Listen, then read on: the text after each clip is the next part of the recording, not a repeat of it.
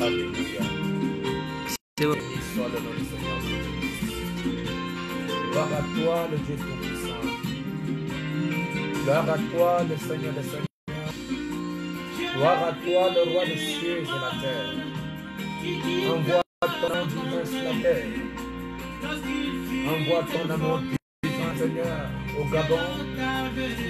Envoie ton amour divin sur la terre, Seigneur. Répands ton amour divin où il n'y a pas de maladie. Répands ton amour divin où il n'y a pas de soucis. Répands ton amour divin, Seigneur, qui enlève les calamités, qui enlève les pandémies, Seigneur, qui enlève tout ce que l'ennemi a envoyé sur la terre. Seigneur, envoie ton amour divin qui va enlever. Oh Seigneur,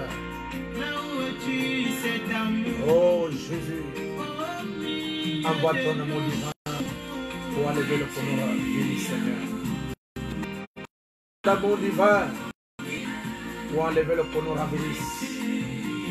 Seigneur, répands ton amour divin au plein évangile. Répands ton amour divin au Gabon. Répands ton amour divin aux États-Unis où il y a nos frères. Répands ton amour divin, Seigneur. Va-t-où il y a tes enfants ce matin, afin que cette maladie, Seigneur Dieu, puisse quitter, Seigneur, la terre. Alors que, Seigneur Jésus, nous n'avons pas d'autre espoir que toi, nous n'avons pas d'autre Dieu que toi. Préserve les brebis, Père, qu'ils soient à l'étranger, en France, qu'ils soient aux États-Unis, qu'ils soient, Père bien-aimé, dans le monde entier répandu. Seigneur, je prie pour eux, tous ceux qui me suivent, au travers du monde, que ta grâce soit sur eux, Seigneur, et que tu leur accordes la guérison par l'amour divin, parce que tu es Dieu. Et qu'à l'écoute de cette prédication que nous allons lire, nous avons besoin de toi. Ton peuple puisse bénéficier de la grâce.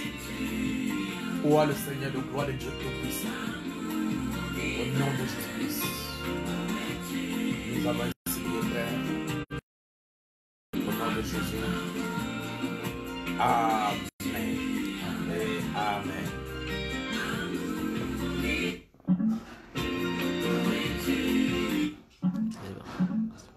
Merci, bien-aimés frères et sœurs, en Christ, vous qui me suivez ce matin. C'est encore une fois de plus votre humble serviteur, l'apôtre Séraphin Mossé, appelé Mossé, qui vous parle ce matin depuis la capitale de la République démocratique du Congo. En vous parlant, je voudrais ce matin vous apporter un message. Alors un message qui serait une grande bénédiction pour nous tous, pour moi, pour mon épouse, pour mes enfants, ainsi que pour tous les frères et toutes les sœurs qui me suivraient ce matin à Kinshasa, là-bas, n'est-ce pas, au Gabon, ainsi que dans le monde entier où vous serez réunis et réunis ce matin, ou bien dans votre voiture, dans votre chambre d'hôtel, dans votre chambre, dans votre travail, étant connectés. J'aimerais que vous puissiez être bénis ce matin dans le tout-puissant nom du Seigneur Jésus-Christ avant la lecture de la parole. Ainsi, pour partager avec vous ce que Dieu a mis dans mon cœur, j'aimerais lire l'écriture dans le livre de Psaume. Je lirai Psaume chapitre 46 et je commencerai ma lecture du verset 2. Psaume 46, je commencerai la lecture à partir du verset 2. Il est écrit: Dieu est pour nous un refuge et un jusqu'à faire trembler les montagnes. Il est un fleuve dont les courants régissent la cité de Dieu, le sanctuaire des demeures du Très-Haut. Dieu est au milieu d'elle. Elle n'est point ébranlée. Dieu la secourt. Dès l'aube du matin, des nations s'agitent. Des royaumes s'ébranlent. Il fait entendre sa voix. La terre se font d'épouvante. L'Éternel armée est avec nous. Le Dieu de Jacob est pour nous une haute retraite. Seigneur Jésus-Christ, notre Dieu, nous te bénissons pour ces paroles. Nous te remercions pour ces conseils, Seigneur. Parce que la parole est notre nourriture. La parole est notre sécurité, notre retraite et notre protection. C'est pourquoi je l'envoie ce matin, là où se trouvent toutes les brebis du plein évangile, Seigneur. Afin que cette parole qu'ils ont écoutée ce matin dans Psaume 46 puisse devenir des murailles autour de chacune des brebis que tu m'as données, Seigneur, qui croit à mon ministère, qu'il soit à Libreville, qu'il soit ailleurs, les brebis visibles et invisibles, sur les ondes, sur les réseaux sociaux. Toi de Dieu Tout-Puissant, notre Père Céleste, sois avec chacun et protège-le. Je veux que, Seigneur Dieu, tu fasses la différence entre ceux qui servent Dieu et ceux qui ne le servent pas. Puisses-tu les protéger, puisses-tu les garder, puisses-tu les sécuriser. Alors que ton serviteur a parlé, a prié, Père Tout-Puissant, étant en conscience avec toi, sous l'inspiration divine, je veux que cette grâce puisse se répandre.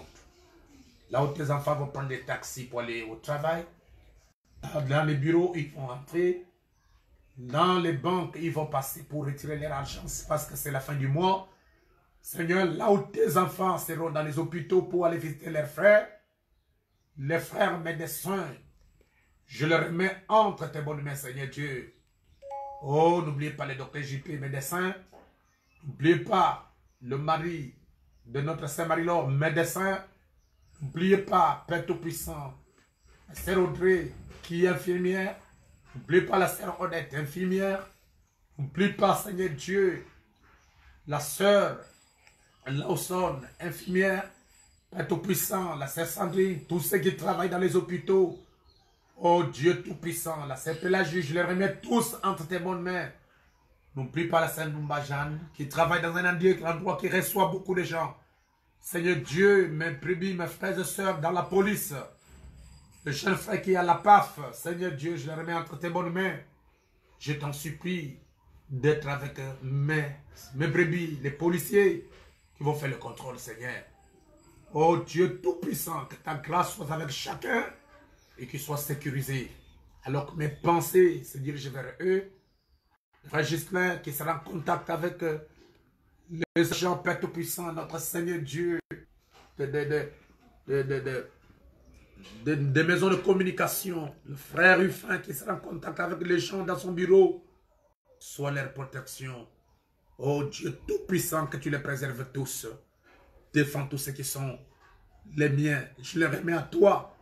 Et je veux que la maladie s'éloigne et que ta grâce soit sur eux. Tous ceux qui vont écouter ce matin, que ta grâce soit sur eux. De feu, n'oublie pas tes enfants. N'oublie pas ma maison, Seigneur. Ne m'oublie pas. N'oublie pas tous ceux qui prient pour moi. Je prie pour eux. Et sois une bénédiction pour eux. Dans le tout-puissant nom de Jésus-Christ, j'ai prié. Amen. Ainsi, mes chers frères et sœurs, ce matin, je voudrais vous apporter un message que j'ai intitulé « La 7e ville de refuge ». La 7e ville de refuge. Comme vous savez très bien, la ville de refuge, dans l'Ancien Testament, c'était un lieu de sécurité.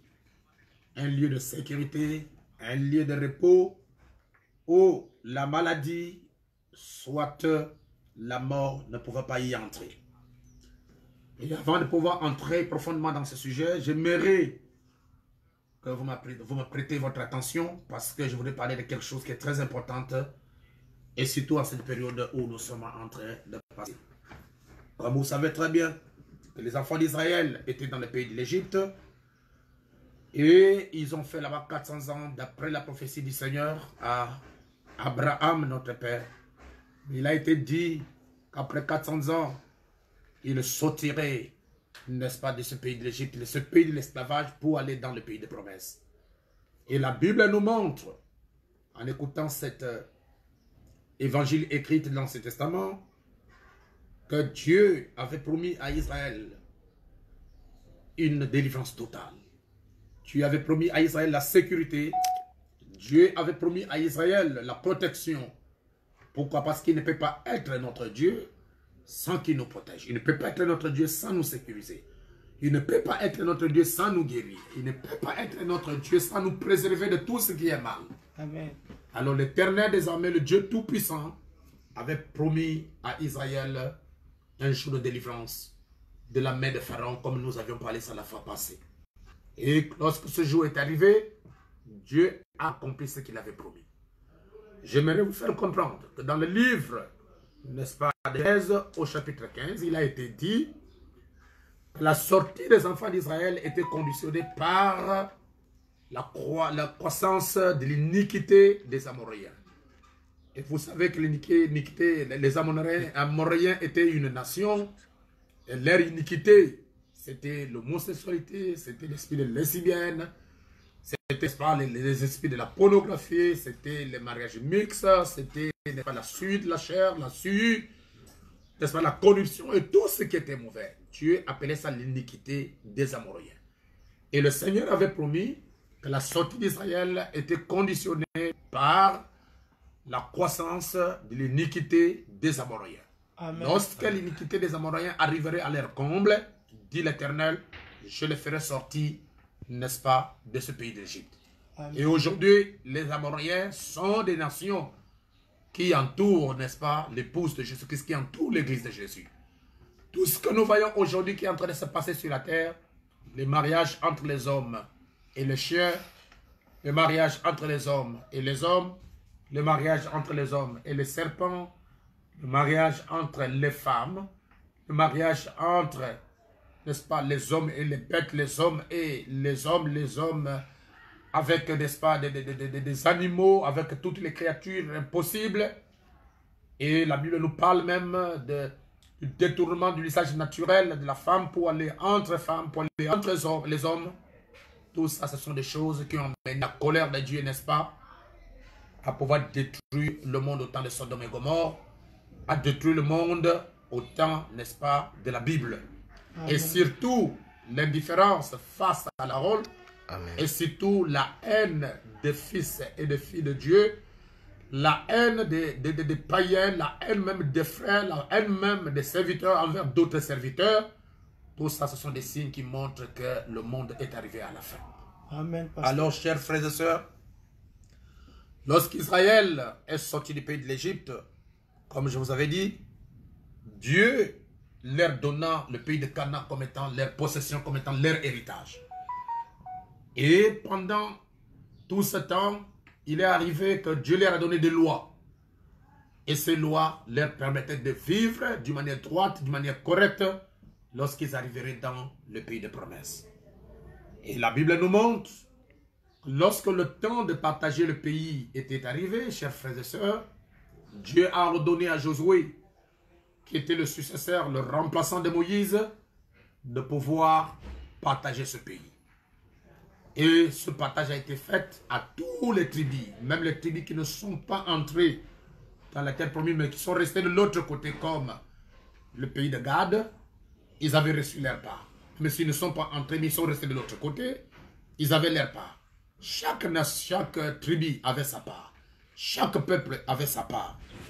Maintenant, les Lévites qui étaient des serviteurs, qui devraient, n'est-ce pas, conduire le côté spirituel du peuple, bien qu'ils ont partagé le côté naturel, le côté physique, mais ils doivent aussi s'occuper du côté spirituel, c'est-à-dire la conduite de l'arche, n'est-ce pas, les chants, l'ordre dans l'église, l'ordre dans le sacerdoce, tous ces gens-là, et ils n'avaient pas, n'est-ce pas, de grandes parts. Mais Amen. Le Seigneur leur a donné des villes. Et j'aimerais que nous puissions lire ça dans le livre de Nombre. Nombre, si vous êtes avec moi, 35. Et nous allons lire dans Nombre 35. J'aimerais commencer à partir du verset 6. Si vous lisez bien, au début, il est parlé des villes lévitiques.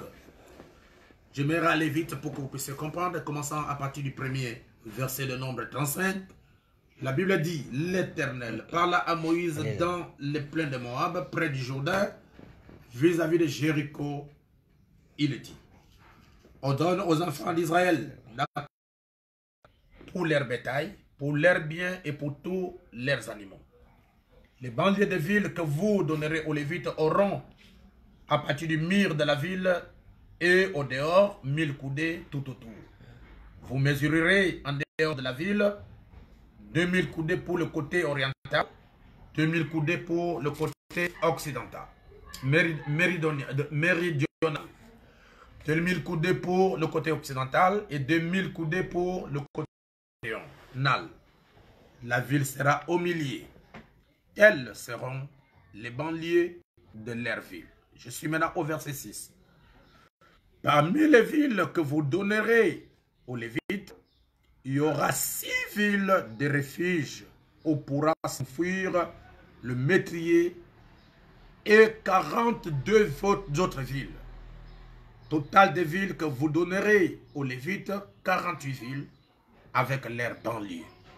Voyez, chers frères et chères sœurs, que les Lévites qui avaient la charge du sacerdoce, qui avaient la charge de la parole aujourd'hui, qui avaient la charge de la sécurité spirituelle du peuple, Dieu leur a donné 48 villes. Et la Bible nous montre que parmi les 48 villes, Dieu a choisi 6 villes qui seront les villes de refuge. Pourquoi la ville de refuge? Parce que quand on parle de refuge, c'est-à-dire il s'agit de la sécurité. Une ville de sécurité, une ville de protection, une ville de repos où les enfants d'Israël peuvent aller se réfugier et ils sont en paix. Pourquoi alors Dieu a-t-il parlé de ces villes de refuge?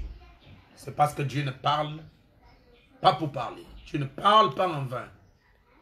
Derrière cette image, derrière, n'est-ce pas, ce type, il y a quelque chose de merveilleux qui est caché. Amen. 6 villes de refuge. Et vous allez les lire dans la Bible, vous trouverez, parce que je n'ai pas assez de temps, vous trouverez par exemple Kadès, vous trouverez par exemple Ramod, en Galade, vous trouverez par exemple la ville d'Hébron et d'autres villes de refuge que l'Éternel avait donné comme propriété aux Lévites comme étant ville de sécurité. C'est-à-dire, sur les 48 villes que les enfants d'Israël doivent donner au refuge avec leurs banlieues, Dieu a choisi 6 villes parmi les 48 pour que ces villes soient les villes de refuge, les villes de sécurité, les villes de protection. Il y en avait 6. Et le prophète nous montre que 6 est le chiffre imparfait, c'est le chiffre du monde. Amen. Et la perfection de Dieu est dans le chiffre 7. C'est pourquoi j'ai voulu parler de la 7e ville de refuge.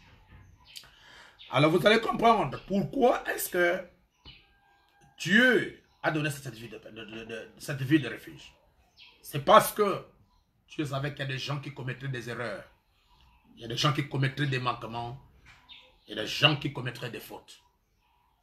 Il peut arriver que vous vous bagarrez avec quelqu'un et par hasard, vous donnez un coup à la personne est morte.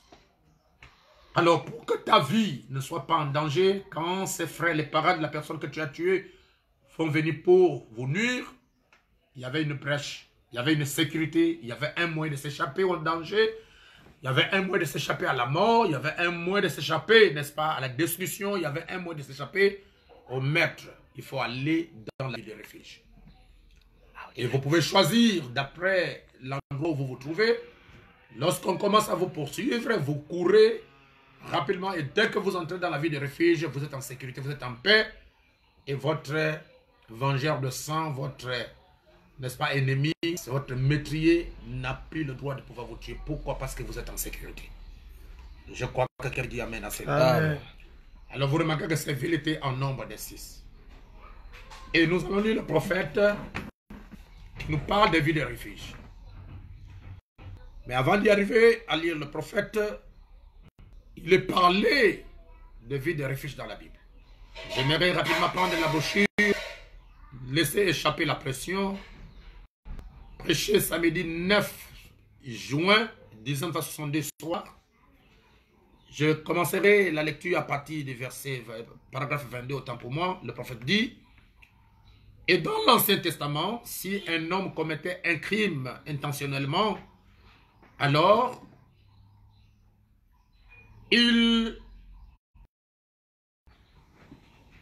la Bible dit, il y avait beaucoup de gens aujourd'hui qui accidentellement, il n'a pas terminé, ils n'ont pas l'intention de faire le mal, eh bien, il y a de l'espoir pour une telle personne. Si vous voulez, si vous faites le mal sans en avoir l'intention, il y a une possibilité pour vous, il y a une place pour vous. Mais si vous péchez délibérément, volontairement, vous n'aurez besoin d'aucun lieu de refuge. Il n'y a donc rien pour vous. Quand un tel homme, dans l'Ancien Testament, était pourchassé par ses assassins, la famille de la victime savait que si jamais il pouvait l'attraper, il le courait à la peau. Et il allait à ses lieux ou plutôt à la ville. Et une fois arrivé là, s'il y entrait et qu'il leur racontait un mensonge au portail, celui qui le pourchassait pouvait aller plus loin. Voyez ce que le prophète nous dit. Voyez ce que le prophète nous montre. Que la ville de refuge avait pour but de protéger la personne qui a tué intentionnellement quelqu'un et qui a fui. Il est allé, il est en sécurité, il est protégé. Et le Dieu Tout-Puissant a ordonné cette loi pour que cette personne soit protégée. Chers frères et sœurs, comme je vous ai dit que je parlais, n'est-ce pas, de la vie de refuge. Je continue la lecture. Les gens ont peur des bombes atomiques. Ils ont peur des retombées radioactives.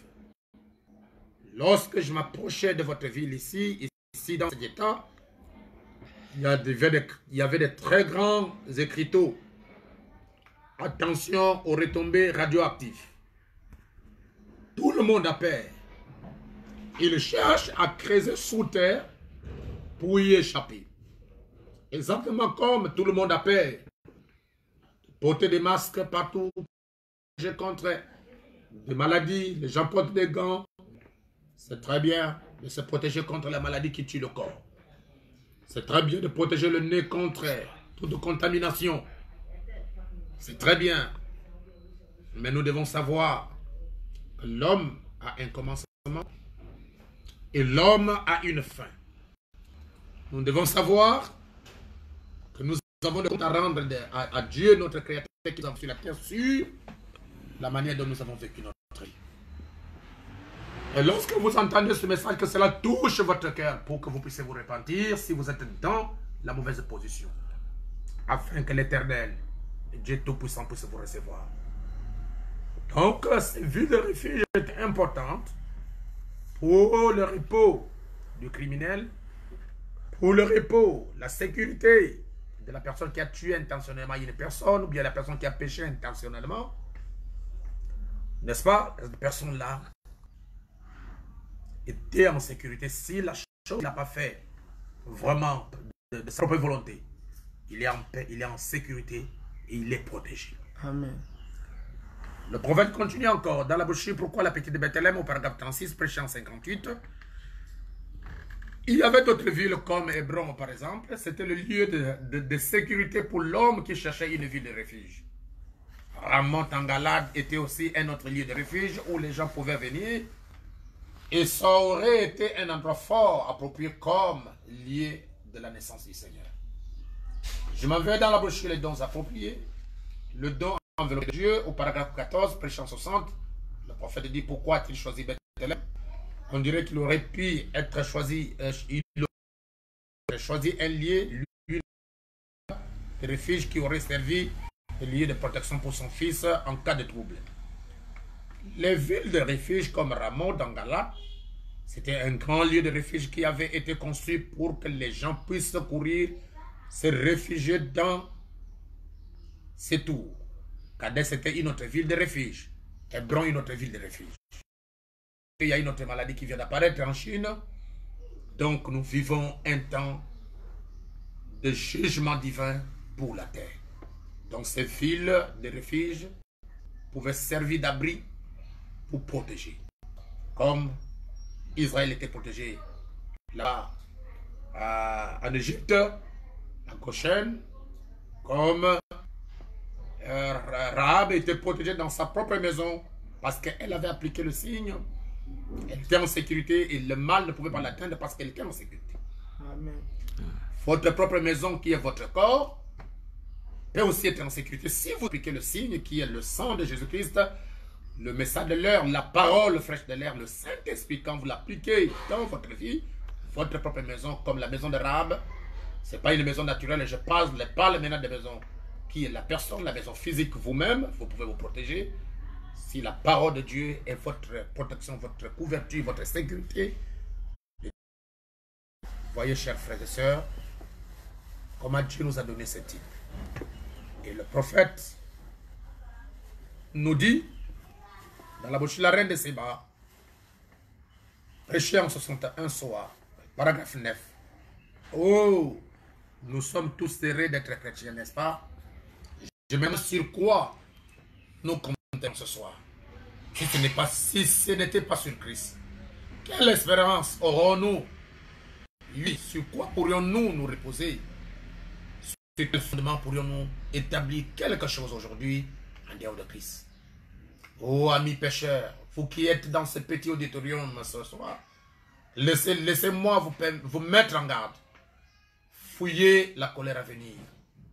Il n'y a qu'une seule, il n'y en a qu'un seul lieu de refuge. Je suis heureux que Dieu ait fait une ville de refuge, qui est la 7e verset que je suis en train de parler, Jésus-Christ. Nous pouvons nous y réfugier et être en sécurité. Le prophète continue. Dans l'Ancien Testament, il y avait 6 villes de refuge. Mais dans le Nouveau Testament, nous avons une ville de refuge. Dans la bouche échappée, laissez échapper la pression au paragraphe 81, le prophète dit, maintenant si vous voulez faire ce qui est juste, je suis très heureux ce soir de vous dire qu'il existe une ville de refuge, c'est Jésus-Christ. Si vous ne voulez pas vous livrer au mal et avoir l'ennemi à vos trousses, alors il y a une voie pour échapper et cette voie c'est Jésus-Christ. Il existe un endroit où vous pouvez venir laisser échapper la pression.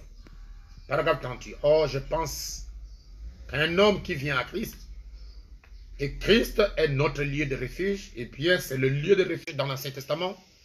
Mais dans le Nouveau Testament, le prophète messager de l'âge nous dit, eh bien, Christ est notre lieu de refuge. Eh bien, c'est le lieu de refuge du Nouveau Testament. Christ. Donc, un homme qui vient à ce lieu de refuge doit désirer y rêver, doit désirer venir. Il doit se souvenir d'une autre chose. Il doit y rester.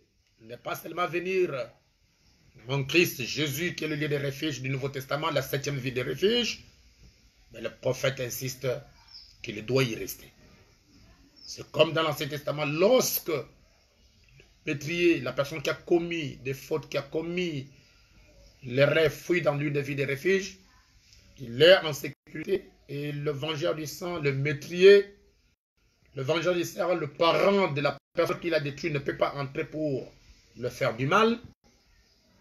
Si cette personne dit de lui-même qu'il est vraiment désolé, il s'ennuie et il doit sortir pour aller prendre l'air hors de la portail, la Bible dit, si les vengeurs du sang le tuaient, la faute ne tomberait pas sur les Lévites. Tout comme en Égypte, toute personne qui était sur le sang, dans la maison, qui est restée dans la maison où il y avait le sang appliqué, est en sécurité. La personne qui sortait dehors, même s'il est un enfant d'Israël, le mal l'attraperait. Vous qui êtes habitués à embrasser les femmes, à faire la cour, arrêtez. Parce que l'homme nous dit, vous ne pouvez pas faire des bisous. Vous ne pouvez pas, n'est-ce pas, vous embrasser. Toi qui m'écoutes au travers du monde, arrête cette vie. Toi qui es habitué à embrasser les femmes, arrêtez. À draguer les femmes, arrêtez. À mener une fille dessus, arrêtez. Parce que le temps est critique. Dieu parle tantôt d'une manière ou d'une autre. Dieu peut nous parler par la médecine pour nous donner des conseils. Dieu nous parle par la parole pour nous donner des conseils. Dieu peut te parler par ta femme pour te donner des conseils. Dieu peut te parler par ton mari pour te donner des conseils. Et Dieu peut parler par ton pasteur, comme je l'ai fait ce matin, pour te donner des conseils. Soyez prudents, parce que la Bible dit, lorsque la prudence fait défaut, le peuple tombe. Et Christ est notre 7e ville de refuge. Nous devons y entrer et être en sécurité. Nous devons nous sécuriser derrière Christ. Et Christ est la parole. Christ est Dieu. Lorsque quelqu'un reste derrière la parole deviendra, n'est-ce pas, un mur de sécurité pour lui. La parole devient, n'est-ce pas, un mur de protection pour cette personne. Amen. Et si la personne saute ce mur de la protection qui est la parole, il saute le mur de la sécurité, cette personne-là serait lui-même victime. Amen. Donc nous avons compris aujourd'hui, Christ est la 7e ville de refuge. Christ est la ville de refuge, la ville de sécurité pour nous aujourd'hui. Je voudrais vous donner, en train de vous lire quelques écritures et terminer. Le prophète Branham nous dit que la parole de Dieu, qui est le mur de sécurité, est comparable à une bouteille. Le prophète nous dit, les cafards, les cancrés là, mettez-les dans la bouteille et vous fermez. Il faut les placer dans une basse-cour. Le prophète nous montre, peu importe combien les poules, les coqs peuvent venir autour, n'est-ce pas, de cette bouteille pour manger les cafards, bien qu'ils sont visibles, il ne peut pas les manger, il ne peut pas les détruire, il ne peut pas, n'est-ce pas? Pourquoi? Parce que ces cafards sont en sécurité. Mais lorsque le cafard lui-même,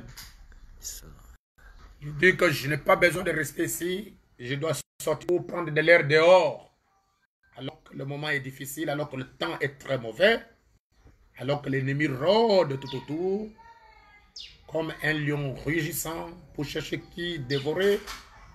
Ce lion-là, qui rôde autour, comme dit la Bible, c'est le coronavirus.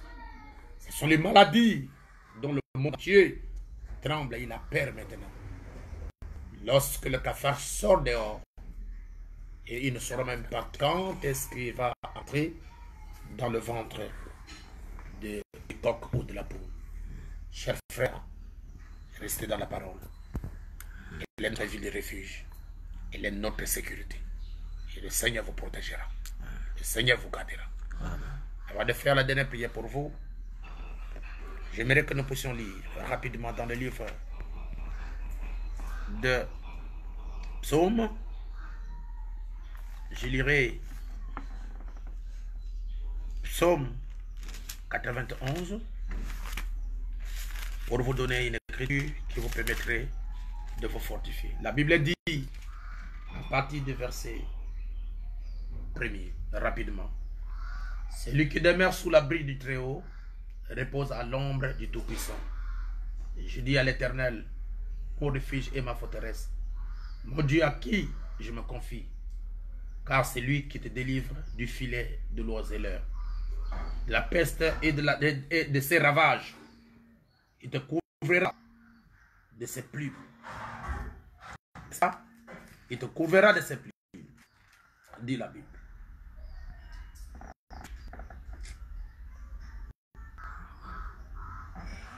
Il te couvrira de ses plumes, dit la Bible. La Bible dit encore, il continue. Au Dieu en qui je me confie, car c'est lui qui te délivre du filet de l'oiseleur, de la peste, il te délivre de coraux, il te délivre de coronavirus. vous remplacez par la peste et de ses ravages. Il te couvrira de ses plumes et tu trouveras un refuge sous ses ailes. Sa fidélité est un bouclier et une cuirasse. Tu ne craindras ni les terreurs de la nuit, ni la flèche qui vole de jour, ni la peste qui marche dans les ténèbres, ni la contagion qui frappe en plein midi. Que 1000 tombent à ton côté et 10 000 à ta droite, tu ne seras pas. De tes yeux seulement tu regarderas et tu verras la rétribution des méchants. Car tu es mon refuge, ô Éternel. Tu fais du très haut ta retraite. Aucun malheur ne t'arrivera. Aucun fléau n'approchera de ta tente. Car il ordonnera à ses anges de te garder dans toutes tes voies. Ils te porteront sur leurs mains, de peur que ton pied ne heurte contre une pierre. Tu marcheras sur les lions et sur l'aspic. Tu fouleras le lionceau et le dragon. Puisqu'il m'aime, je te les délivrerai, je te protégerai. Puisqu'il connaît mon nom, il m'invoquera et je lui répondrai. Je serai avec lui dans la détresse, je le délivrerai et je le glorifierai. Je le rassasierai de longs jours et je lui ferai mon salut. Pour terminer, nous allons lire dans Psaume 118. La Bible dit à partir de 8. Ce sont les conseils que la Bible nous donne en ce moment. 118 verset 8. Mieux vaut se réfugier, mieux vaut chercher un refuge en l'Éternel que de se confier à l'homme. Mieux vaut chercher un refuge dans l'Éternel que de se confier au grand de toutes les nations. Au grand. Toutes les nations m'environnaient. Au nom de l'Éternel, je les taille en pièces. Elles m'environnaient, m'enveloppaient. Au nom de l'Éternel, je les taille en pièces. Elles m'environnaient comme des abeilles. Elles s'éteignent comme un feu d'épine. Au nom de l'Éternel, je les taille en pièces. Tu me poussais pour me faire tomber, mais l'Éternel m'a secouru. L'Éternel est ma force et le sujet de mes louanges. C'est lui qui m'a sauvé. C'est lui qui m'a sauvé. Chers frères et sœurs, je termine aujourd'hui cette prédication par un mot de prière. Dieu est tout-puissant, Père éternel, nous venons de comprendre que tu es la 7e ville de refuge. Oh Dieu, tourne les regards vers tes enfants et que ta parole que nous avons écoutée, que ta parole que nous recevons maintenant devienne autour de nous contre cette maladie qu'on nous ravisse. Nous avons besoin de toi, Seigneur Jésus, dans nos familles. Nous avons besoin de toi dans notre vie. Protège chaque brebis de l'église du Père d'Évangile. Que cette maladie qu'on aura, virus, Seigneur, soit éloignée et chassée du Gabon au nom du Seigneur Jésus. Protège tous ceux qui sont les miens. Seigneur Dieu Tout-Puissant, que ma prière soit efficace dans ma maison et dans la maison de tous les frères, dans la maison de toutes les sœurs, dans la maison, Seigneur Dieu, de tous les pasteurs qui sont avec moi dans le ministère, dans la maison, Père puissant, de tous ceux qui me soutiennent et me croient comme leur évêque. Oh Jésus-Christ, notre Dieu, puisses-tu les protéger tous, afin que l'ennemi, avec ses fléaux, ne puisse pas les atteindre. Et je bénis ton Saint-Nom. Laisse, Seigneur Jésus, que tu sois notre protection, que tu sois notre sécurité, que tu sois Père Tout-Puissant, notre Dieu, et que ta main puissante soit au-dessus de nous pour nous préserver de tout ce qui est mal. Seigneur, sur le chemin de que la parole de Dieu soit une lumière sur leurs pieds et que la parole de Dieu puisse les éclairer. Seigneur, ne permets pas qu'une personne contaminée puisse s'approcher de mes brebis, puisse s'approcher de ma famille, puisse s'approcher de ma maison, puisse s'approcher de la maison de mes frères, puisse s'approcher de la maison de mes soeurs. Je vous en supplie, ô Dieu Tout-Puissant, soit leur sécurité, soit leur protection la journée tout comme la nuit, dans le tout-puissant nom du Seigneur Jésus. Comme tu as dit que tu enverras tes anges pour les protéger. Accomplis cela. Alors que nous croyons en toi, le Dieu Tout-Puissant. Au nom de Jésus-Christ, nous avons prié. Nous avons prié pour la la gloire de ton Seigneur. Merci Seigneur. Merci Seigneur. La grâce de Dieu vous accompagne. Que la grâce de Dieu soit votre protection.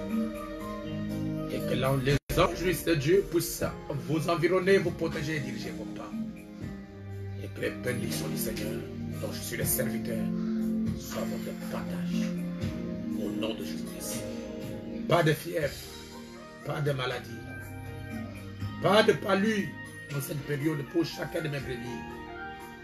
Oh Dieu, que la température de chacun soit normale. Toi le Dieu Tout-Puissant, sois leur soutien, Seigneur. Oh Jésus-Christ, le Dieu Tout-Puissant, non la prière de ton serviteur. Marche avec tous les enfants qui sont à la maison. Marche avec tous les frères et sœurs qui sont dans le quartier. Marche avec tous les serviteurs de Dieu, les prédicateurs qui prêchent l'évangile. Le frère Brice Ngoma, le frère Sartuné, Seigneur. Tous ceux qui travaillent avec moi. Harley, sa famille, oh Dieu, sois avec eux. Tous ceux qui seront à leur contact. Je leur remets à toi, le Dieu Tout-Puissant, le frère Bertrand, le frère Christ Bruno, le frère, Père Tout-Puissant, Jean Bruno, sois avec eux. Dieu vient sa famille, Père. Oh Dieu Tout-Puissant, tous les brebis. Le frère Ferdinand Denji, sa famille, le frère Blem, sa famille. Tous ceux qui travaillent, Père Tout-Puissant, avec lui, notre Dieu dans RMP, sois leur protection, Seigneur Jésus, pendant cette période de paix. Que personne ne soit contaminé. Ceux qui travaillent à Pomilog, je les remets à toi, le Seigneur Jésus. Pour ceux qui travaillent en banque, comme la femme de frère Emmanuel, soit la protection, le frère Bob, soit sa protection, la protection d'Armel, le Seigneur Dieu, de Carla, la protection de Mona, la protection de frère Isaïe, la protection de Brice, la protection, Père Tout-Puissant, de Moïse, leur famille Boutsanga, tout le monde, frère Neville, tout le monde te remet à toi. Sœur Marie-Jeanne, n'oublie pas Bellon, n'oublie pas Seigneur Dieu. Soit la protection de toutes les brebis, que je ne peux pas citer le nom ici, sont si nombreux, Seigneur. Je veux que ma prière soit sur chacun d'entre eux, qui soit sous la main puissante de Jésus-Christ, le roi de gloire. Ne les oublie pas, Seigneur Jésus. Les officiers, Père JP, le frère Badinga, Seigneur, le frère Gildas, Seigneur Dieu Tout-Puissant, frère Pedro, Seigneur Jésus, le frère Emmanuel, sa fille, Cédric. Oh, le frère Père Tout-Puissant, notre Seigneur Dieu, tous les frères de l'Église, Paul Gentil de Franceville, de Monda, de Libreville, oh Dieu Tout-Puissant, le Kondia, de l'Éconie, sois avec nous, Seigneur, le Père Rodrigue, Papa Tout-Puissant, tous les frères et les sœurs, mes enfants, dans ma maison, que la paix et la cité y soient. Au nom de Jésus-Christ, tous qui sont à l'étranger, qui sont les miens, que tu les bénisses. Le frère Patience, sa famille, le frère Père Tout-Puissant, lui, Samuel, sa famille, le frère Gabou, sa famille, le frère Janvier, sa famille, Seigneur Jésus, le frère Makita, sa famille, Seigneur Dieu Tout-Puissant, Vidal, sa famille, le frère Hans, tous les frères, toutes les sœurs, le frère Rudy, le frère Brice, je les remets à toi, Seigneur Jésus, toutes les brebis, la sœur Guylaine, ne les oublie pas, ta grâce est répandue sur eux, suis tous ceux qui sont les miens, je vous les donne, au nom de Jésus-Christ.